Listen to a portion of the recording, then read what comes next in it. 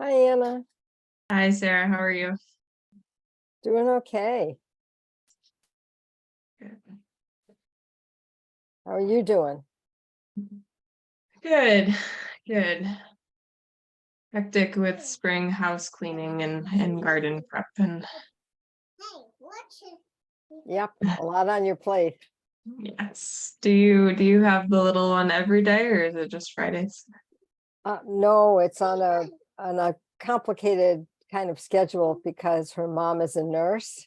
Mm. And but then there've been some sort of odd things in the last couple of weeks, so we've had her more than we usually do. So it's been we're up to about 12 days out of the last 13. So she's been here a lot. You've been here a Yes. lot? Yes. That's my friend Anna. Hello. Can you say Hi. my, can you say your name? We usually say our names when we begin things. Oh, you're showing your shirt? Who's on your shirt? Who's on your shirt? Are you looking at yourself or are you looking at Anna? Not quite sure. Yeah. So she'll only be here for a couple more hours today. It's a short day today. She's gonna be so good at Zoom when she reaches the age where Oh, she I know. Well, it's already happening now that she's at home and she'll say to her parents, she'll say like, I can't talk to you now because I'm having a meeting. Or I'm taking a call. I said, where did she get that from? I never say I'm taking a call. They said, they don't know. That's very cute. Yeah. And they said, but I'm having a meeting. They said that's all you. They're pointing to me. They said that's like she gets that totally from you. Yeah, I think so. Well, I'm not sure where Joanne No, is. Joanne wasn't going to be here today. It was going to be John. Oh, And I'm not sure who Kim is on here. But I see Kim T also. well, let me go send John a text because it looks like he's not on his computer right now. Okay.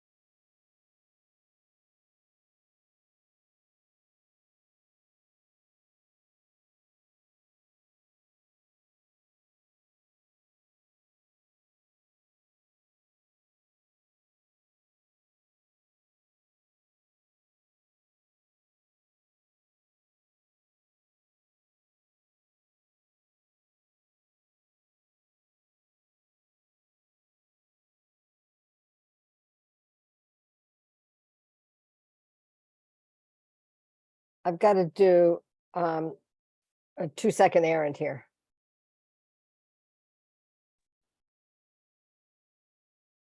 Hi, John, how are you? Good morning. Doing all right. How are you? Yes.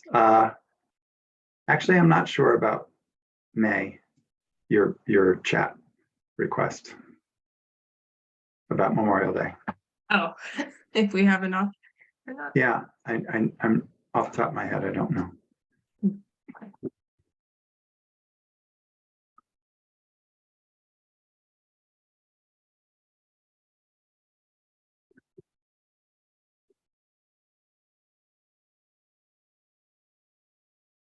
So Joanna's still out of town? Yep. Okay. Yeah, so she thought it might be a fairly small group today, but I'm happy to walk us through. I hope you got the agenda that she sent out. Well, what I'm a little concerned about is whether that agenda actually did get sent out, because the copy that I have, she'd only sent to Brooke and to me. Oh. And then usually what happens after we've said, okay, which we both acknowledged it, then it does get sent out from the office. So I don't know if there was a glitch in that with her being away. So I'm not sure if others got it. So that may impact attendance. And I'm not sure who Kim T is, who's with us, but I missed that. Hi, it's Kim Toll and I work at the Oh, campus. I know you. Yes, of course. Hello. I haven't been able to join for a long time and I was like, oh, I can go today. So this is, as we're talking about, this is the non-meeting that's happening right now, but Yeah. it's delightful to see you.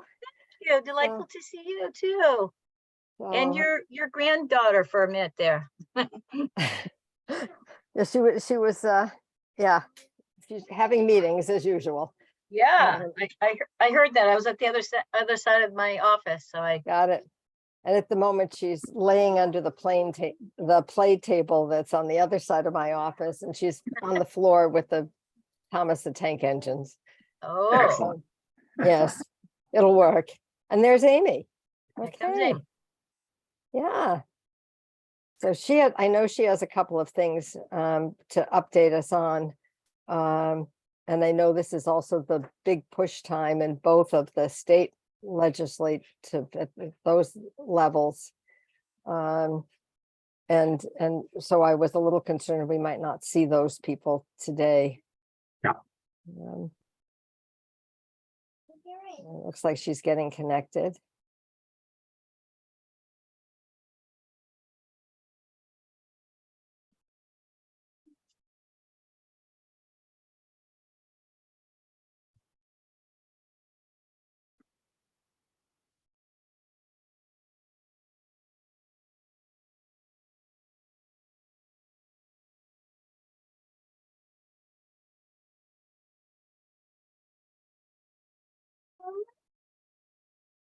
So Anna has sent out the agenda. Sarah, thanks for catching that. Not sure what happened in our normal loop there, but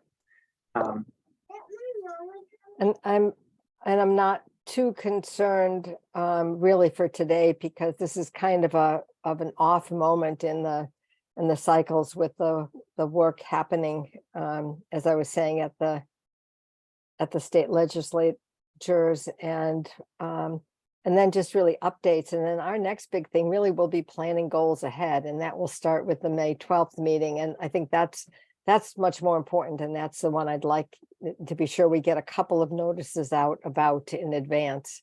Yeah.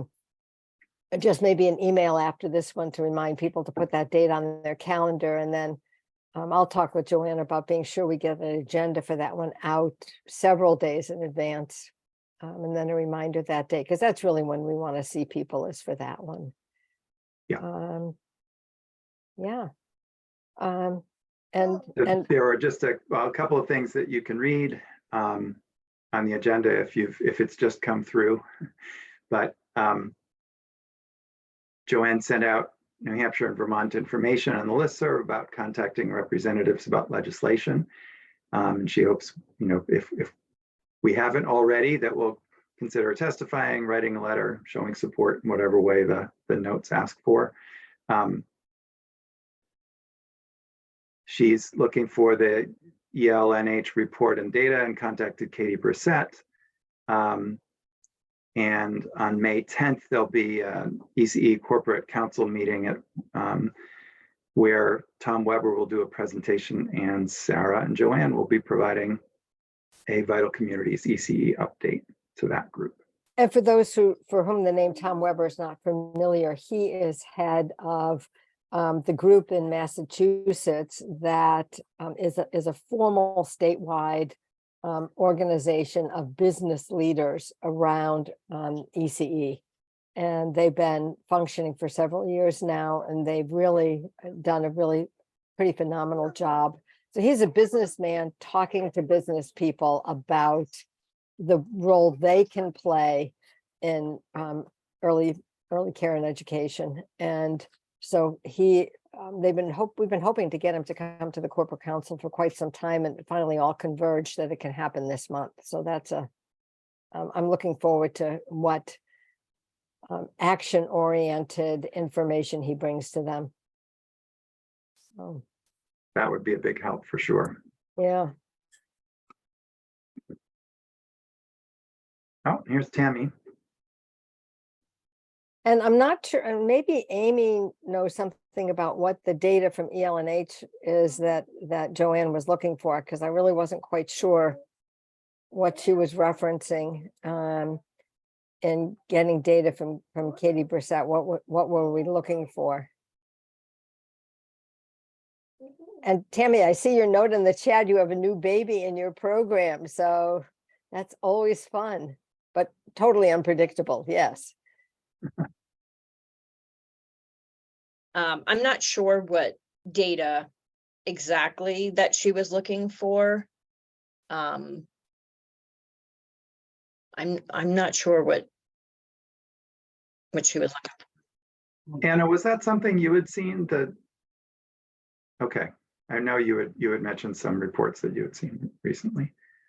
Don't think so. The name doesn't ring a bell. Is it related to the bill updates? I think that's right, but I'm not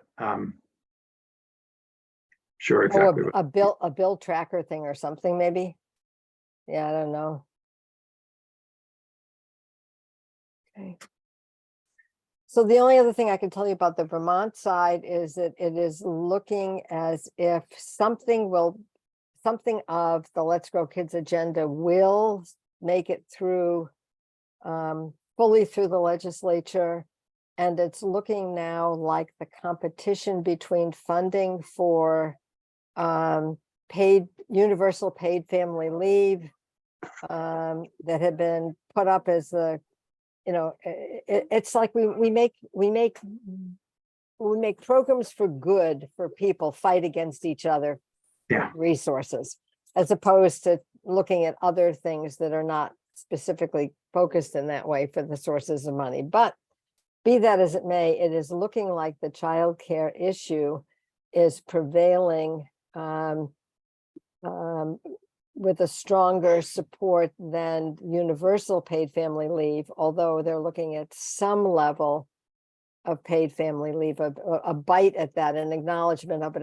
It's sort of the Senate version of things. And so when it goes into a committee of conference to sort out the details, when each house has passed, each body of the legislature has passed a different version of some sort of support, the bottom line is it does look like significant new support for ECE will be there in Vermont. So Let's Grow Kids is really beginning to close in on its agenda, but details still yet to come. And in New Hampshire, I think we've gotten some things that we weren't expecting to get. Is looking like it's beginning to come forward. And Amy, you know more about that, but New Hampshire is so far behind the 8 ball that that I think we celebrate the little wins even more strongly sometimes.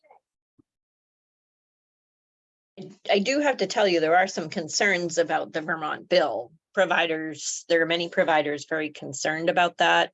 About the pre-K stuff that they're still there's there's a lot within the education committee. Yeah. And that, hopefully lessons learned and what they've done so far, that they will make a course correction. But it happens when it always makes my heart skip a beat when we talk about moving 3-year-olds to the Department of Ed. Mhm. It just I gets agree. very sticky and very, and they, preschool being from 8:30 to 11:30 still doesn't meet the needs of families Right, 4 days a week. So Right. that is not what we're thinking, childcare Right. meets the needs of families and children. right. So, not just children. Strangely enough, they'll be like, oh, you're either in preschool or daycare, and it's the same thing. It's the exact same thing. It's just a time of day. Right. So that turns my stomach actually when I hear that. But so there's sometimes New Hampshire does things slowly and organically, and during COVID actually had some success over Vermont. So there's I goods would and fully bads with agree. both. Yep, It's just organics take a long time. yep. Yep. So, okay, and there's Elizabeth coming on.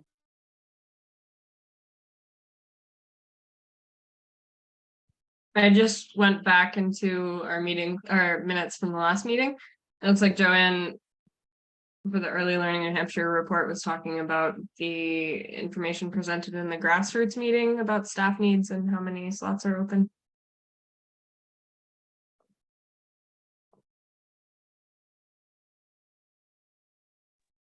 Yeah, Well, I'm 'cause- sure we can track it down and then we'll send it out as soon as we have Yeah. it. Yeah. Sounds good. And So, here's Tracy. yeah. I Hi have there. apologies. That's okay.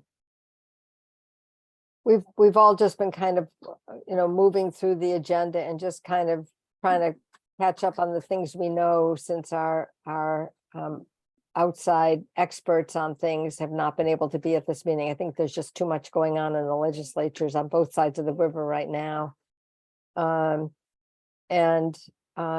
we're sort of at a pivot point where our next meeting is really going to be the one that's going to be really important, I think, with turning to new goal setting and sort of direction for where we want to be in this work. And that will start with our May 12th meeting. So I think that's going to be more important than things that we can set out to accomplish for today. I think today we're just following up on what's going on, and just using every opportunity that we can to communicate about this topic. And Tracy, one of the things I wanted to mention to you was that I'd gotten a note from Brooke Couch Freeland, who saw your announcement for the BIPOC social, and the fact that childcare is going to be provided for this event. And just that kind of action and announcement of that kind of action is wonderful. That's exactly the kind of behavior that we're hoping that will become just common practice. So she saw that, she picked up on that right away and flagged the rest of us that work with her routinely to complement it. So glad I'm seeing you this morning and can pass that on. Well, thank you. I wish we could do that for every single event. We were lucky for this one that we got some funding and were able to do that. But and for this particular event, it's really important too. This is super. That's good. I shared a couple of things in the chat. From the ELNH meeting yesterday, which would have had a slide in the presentation of the bill updates. And that's the link to, you just have to press on PowerPoint, I think, and you'll see the slides. And then I put in, they also had a stay, work, play survey, that the results were in there, and I put that in separately. And then Sarah, should I share the other thing that came up, the poll? Or is that not a good way to end a week? No, I think it's helpful to set context for the work that we have to start with our next meeting. Okay, so, and that actually ties into a phone call I had just before this meeting. So I was at the ELNH meeting yesterday, Zoom meeting with providers. I was trying to count how many people like me and guests and things like that. Looks like there are about 75 providers that answered the poll, a live poll on the, on the Zoom. ELNH created a poll asking basically how things are going. And about concerns about operational status, and 33% indicated their concern that they won't make it through 12 months. 7% of those said they may not make it 3 months if things don't change. And 26% indicated they may close, they're concerned of closing within 2 years if something isn't changed. And 31% indicated they were strong and stable. So the phone call I had before this was actually with Boys and Girls Clubs with Chris Emond, and he was talking about a center in COAS, a nonprofit, and I've been sounding this alarm for a while about the boards not being, aware of what needed to happen because they're lay people and they don't know nonprofits and the requirements, and that, we've seen the majority of the centers that have closed in both states have been for profits, and then the nonprofits seem to be stable, but now we're recognizing that some of them aren't as stable as what we thought they were. So Chris actually said, we should really talk about putting together some sort of like an emergency rescue team. And I'm like a SWAT team. We have this conversation all the time about a SWAT support team, HR policies, nonprofit board development, just stabilization, intervention, whatever. And because he's getting calls from nonprofits to asking Boys and Girls Clubs to rescue them with their back office support. So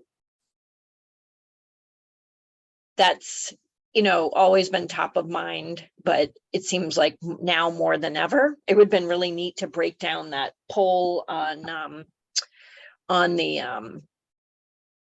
the ELNH meeting to for-profits and nonprofits to see if my gut is right.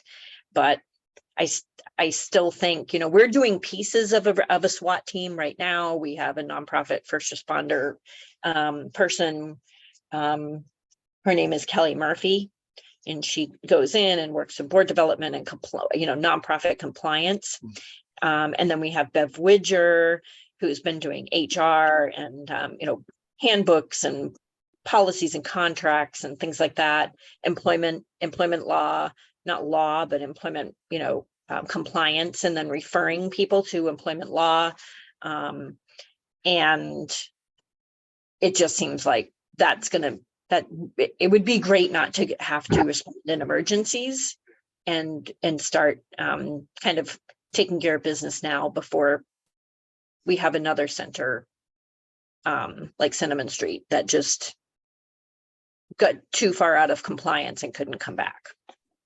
One of the things, Amy, that is another angle to understand some of this is to look at the centers that consider themselves strong and document what the components are that are different about them.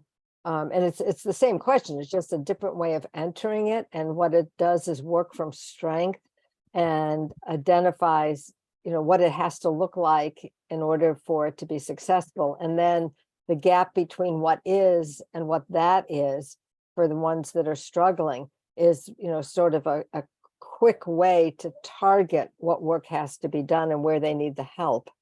So that might be something we can take a look at doing, and also advocating for some investment in working on, because what you're talking about is kind of another project. It's going to need some funding, it's going to need some staffing to be able to do it. But it sounds like another meaningful entry point to help the sector. So on the action list. Absolutely. I mean, this is the kind of thing that definitely, as we look ahead to the May 12th meeting, to start shaping what some priorities for next year might be. And that seems like those are both two sides of one important coin that we could be looking at for next year. Amy, can I ask just sort of like a deep dive into that? So there, a lot of nonprofits face issues around having boards that don't necessarily know what's involved in running the day-to-day for the nonprofit. So, and there are resources there for training, New Hampshire Center for Nonprofits, for sure. There are consultants that are available.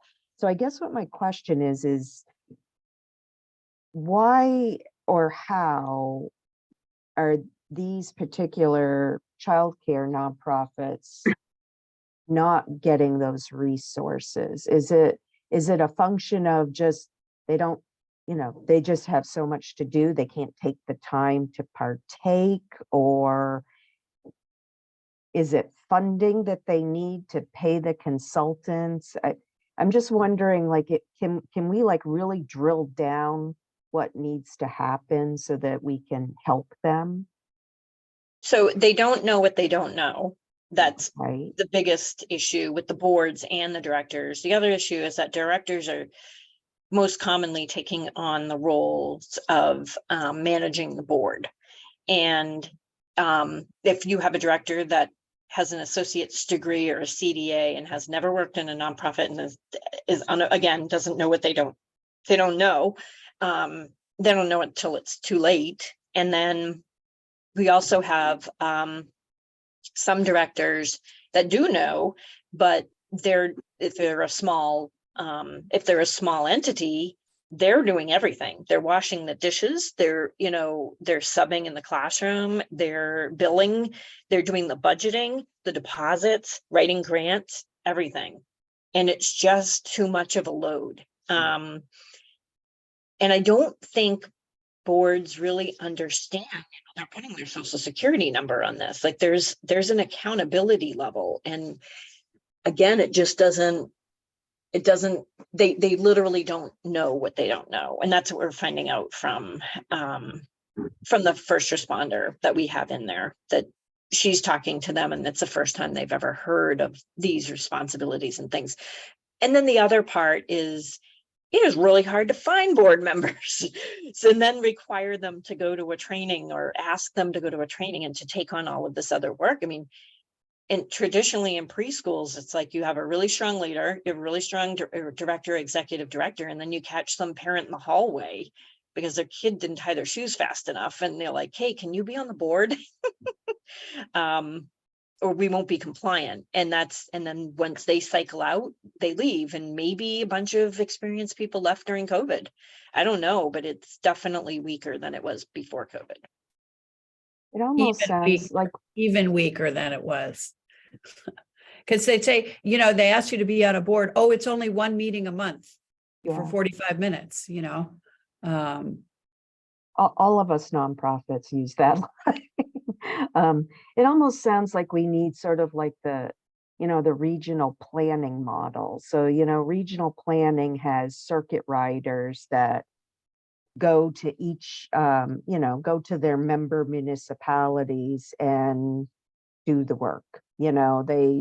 They are sort of when a municipality or a town doesn't have the funding to hire their own town planner, they rely on regional planning, who usually sends somebody there and they work out of that town 1 or 2 days per month or whatever it might be. And it sounds like that's what we need, is some sort of generalist circuit rider who can work one-on-one with each of these childcares, at least the ones that are in deep trouble, and get them steady, and then do like a check-in maybe once a month or every couple of months to make sure that they're on track.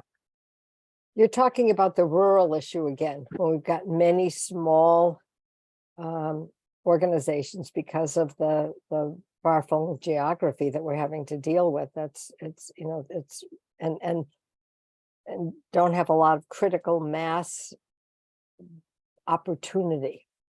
So yeah. Are there any other updates that people have right now? Or really should our focus be some goal setting, and what can we do when it comes to advocacy from the kind of roles and circumstances that each of us bring to the table? And also be thinking about who needs to be at the table if we're going to have what kind of advocacy, what does advocacy mean? What kind of advocacy do we want to be able to focus on? What people will it take to do that kind of advocacy? Who should be at this table for our next meeting? And that would be the helpful work, I think, between now and then. Sarah, I'm glad you mentioned that. I mean, I think Anna's done some great work on collective impact. And one of the things that really struck me that, Anna, that you mentioned to me was, it's important to have the right folks at the table and that the table evolves. So as we head into a new year, just what you're saying, Sarah, like who do we need to make sure if we're going to start considering this notion of kind of an emergency drop team or regional planning, any of those models, how do we find out what would be most effective and who could we get to help us tune into that? So All sounds good.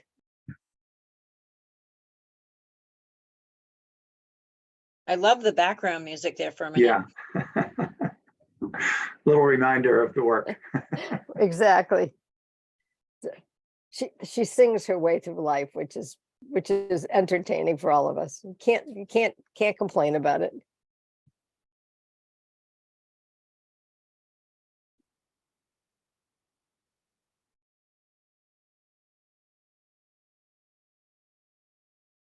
Any other, so we've identified sort of, I think, one big chunk that we want to look at for the next meeting. Are there any other sort of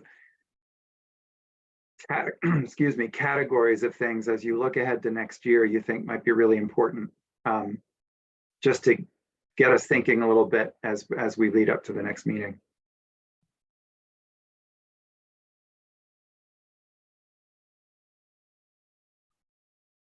I guess I'm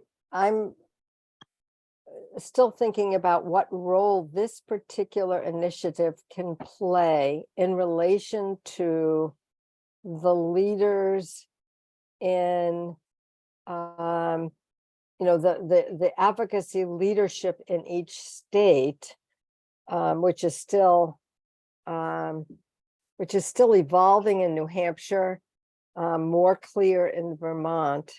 But how do we tie in with that and be sure that the things that are particular to our local bi-state region are well represented at both of those levels? And I'm not sure we've entirely figured that out this year. And so for me, that's still an undone piece of this work.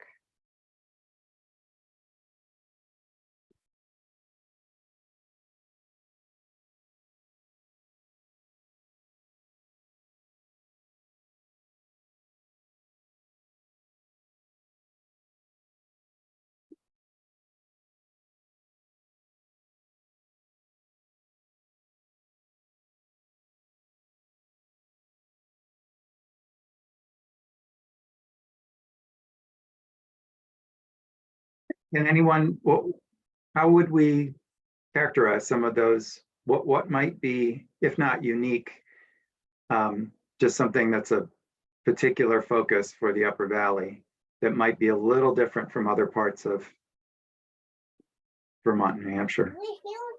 Or is it the fact that we are bi-state is that really an important piece of it? So I think that is one of the huge things. And then the inequities of what's possible for families based on where they live.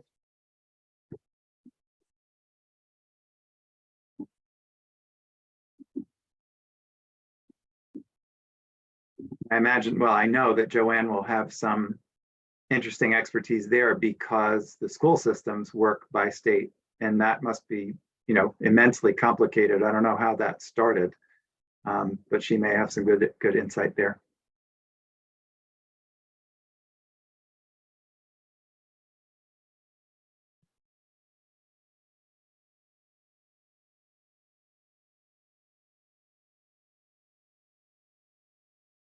No, I'm not sure we need to consume much of people's time beyond this unless Yeah. there are other things that people want to bring to the table for right now. Yeah. Any other business? I just wanted to say that I really appreciate being on this team. And I still feel overwhelmed by what we have to face. And there are times when this week it's been particularly challenging. And I wonder, how we're ever gonna get beyond where we are. I don't mean to end on a hard note, but it's hard. It's hard. It's for me, it's like where to begin. I don't know. I always go back to just looking at my little circle of teachers and kids around me. And that's beyond that. I don't know where to go. And so I think that another way to frame that is to name the fact that we do need direction for what actions we could take that would have the most impact. Because we're prepared to act, but we need that guidance in order to make the best use of our resources and time. So yeah, I think that's a really good point, Elizabeth. I also think developing some sort of measurement system for our efforts will help us see that we are making positive impacts. Good thought. So I think we're mapping out the things we want to tackle at our next couple of meetings. These are the questions, and then that's when we need the answers. Yeah.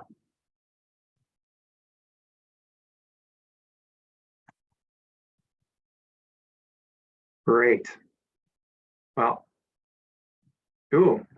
Amy puts in you may see in the chat, the sub pool opens today. Fantastic. It says the approach may be working. Good stuff. It almost seems like what we were talking about earlier with HR and helping boards is almost sort of a management sub pool that we need to have on that end of things as well to help keep places open. So actually, I think that's a really great idea. I mean, what if we offered to, and then you would have some training for those people, so they would go in and say, okay, let's talk about what it means to be a board member and what your responsibilities and duties are. We can do this in the one hour a month meeting, but we've got to be sharp about what it is. Because I think we're actually putting that on the list. Yeah. For Rick Mills at Dartmouth College and Joanne Conroy at Dartmouth Health, in terms of areas that they, as academic institutions, could be the sponsors and underwriters of, would be management, education, among other things. It's an area they felt comfortable having a discussion about. So more to come on that. That's one of the things that we're looking at in the agenda. You see, Joanne had referenced, a conversation going on with them and a document she and Amy Brooks are working on. And I know that's one of the areas that those institutions have flagged they would want to hear something about. So something about that is going into that document. Awesome. So it's good to have the affirmation from others of you that this is important.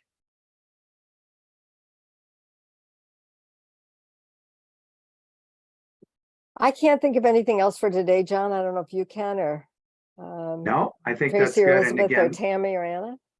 yeah, Okay, if you have any thoughts, I mean, Sarah, you mentioned we'll get a agenda together early and try to send out a couple of reminders, but you know, if any of you know some folks who have been trying to show up and, you know, maybe have a hard time, if we can really try to promote this Friday, May 12th meeting, it'll be a really important one to set the agenda for the following year, the first of a couple. yeah. And I've just gotten an email during this meeting from Matt Levin with the Vermont Coalition that he could come to the May 12th meeting and was interested in how their organization could be linking with this initiative in the year ahead. So that's and that was in response, Anna, to the email you sent out since this meeting started. So that's a great first flag. Excellent. Okay, well, thanks so much, everybody. Good to see you and hope you enjoy the sunny day. Thanks. Take care. Thanks for everybody. taking charge, John. Bye-bye.